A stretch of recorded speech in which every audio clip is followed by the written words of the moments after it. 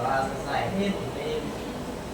Bagaimana kabar kalian hari ini? Baik. Luar biasa. Subhanallah walhamdulillah wala ilaha illallah wallahu akbar. Kita hadir hari ini? Ada semua? Ada yang tidak turun. Siapa yang tidak turun? Linda sama Natasha. Kenapa mereka? Sakit sama izin.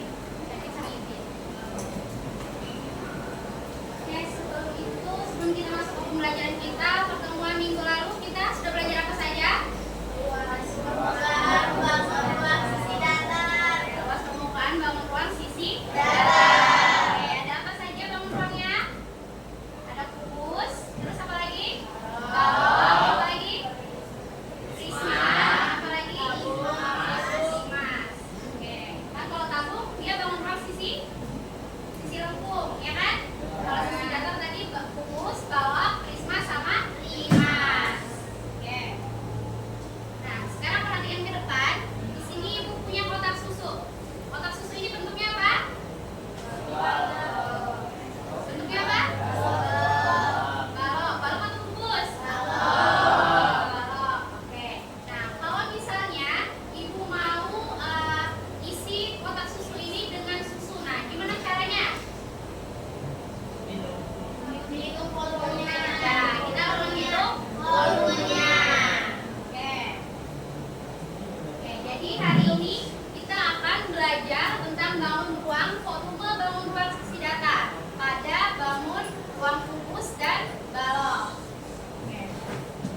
Nah, tujuan kita mempelajari hal ini yang pertama itu agar kita bisa menjelaskan cara menentukan volume bangun ruang sisi datar pada bangun kubus dan balok.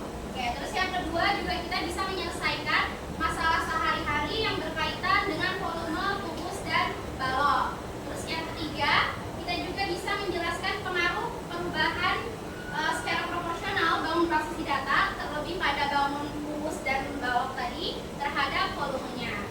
Nah, untuk manfaatnya itu kita bisa menghitung atau kita bisa mengetahui berapa kapasitas dalam suatu wadah. Terus juga kita bisa mengetahui berapa banyak isi di dalam wadah tersebut. Dan juga kita bisa membuat bangunan menggunakan volume kubus dan balok.